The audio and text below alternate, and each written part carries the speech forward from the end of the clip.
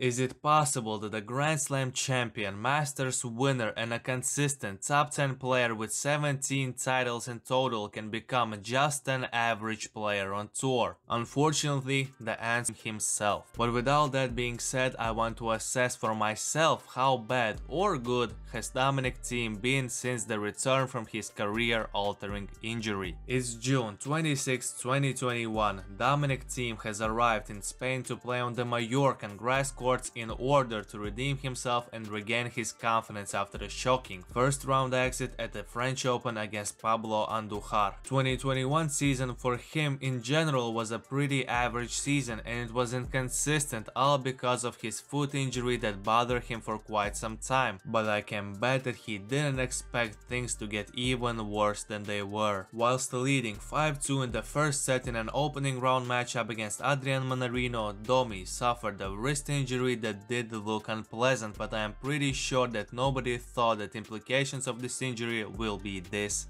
serious. Even his own team was initially very optimistic and predicted that he could recover within 4 to 6 weeks. But as we all know, that wasn't the case. 6 weeks became 12, 12 weeks became 24, and 24 weeks became almost a full year without Thiem on the ATP Tour. But in the March of 2022 we finally got to see Dominic on the court in a challenger tournament in Marbella against Petro Kacin in a match that he lost, but tennis family was just happy and understanding of it because it would be delusional to expect for him to come back to his 2020 US Open form straight away. Then in Belgrade, Domi lost to John Millman in a 3-set battle, and again everybody was encouraged by this display as it showed that he is able to play in a 2.5-hour match on a solid level. After that, Dominic Thiem played in Estoril where he lost in straight sets against an ascending Benjamin Bonzi.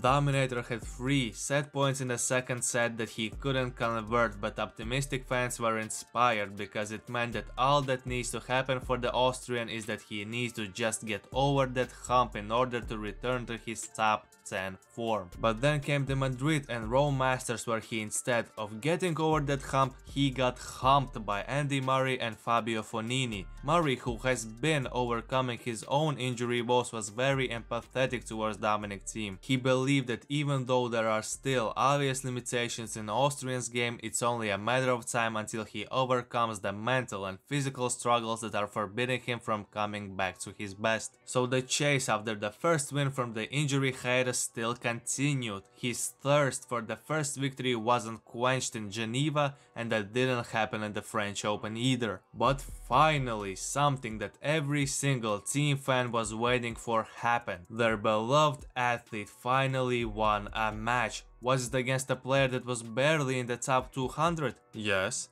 But did it matter? Hell no! What mattered the most was that Thiem finally got to shake his opponent's hand as a winner. We will disregard the fact that he lost in the next round to 31-year-old Facundo Bagnis, because Dominic went on a great run after that. Emil Ruusuvuori? Bum. The robot Bautista Agut got reminded that he needs an oil change, then the loss against Sebi Baez came, but there is no shame in that as the match was played on the clay court. In the next tournament he dealt with Hugo Gaston, Federico Delbonis and won Pablo Varillas before eventually losing to Matteo Berrettini in the semi-final. He solidified his improving form by winning 2 matches in Kitzbühel and Winston-Salem tournaments, before losing in the first round of the US Open versus Pablo Carreño Busta. That was his first opening round exit in the 3 months, which was a step in the right direction. Dominic Thiem finished the 2022 season strong by reaching the Challenger final where he got beaten easily by Hugo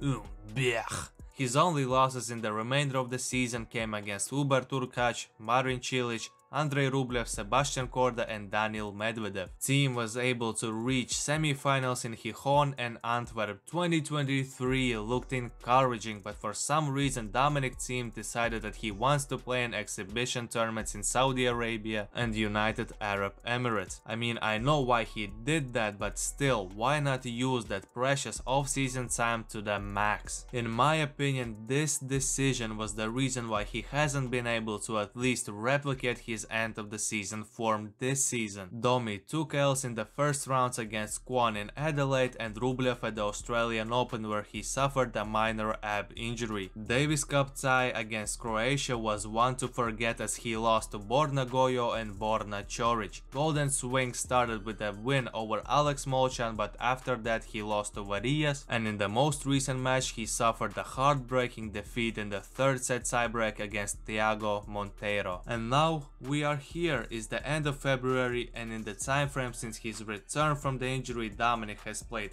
51 matches. To be fair, it felt like it was a lot less, and out of these 51 matches he won 24 and lost 27 of them. And again, to be fair, the record is a bit better than I expected, but obviously it is not good enough to rapidly rise in the rankings. At the time of the recording, Dominic Thiem is the 96th best player in the world, and I'm going to be real, I really don't believe in a full-fledged top 10 comeback from Dominic. But that is okay. We have seen great players retire because of their injuries. We have seen players in other sports never being the same after career-altering injuries. No doubt that it is devastating, but ultimately that is a part of any sport. Does it seem unfair in some ways? Of course. Dominic Thiem was and still is a great guy, and I have never heard any player say anything bad about him. So I feel like the majority of the tennis world is rooting for him. And even though I am pretty pessimistic about his chances in the future, all I can do is wish Dominic Thiem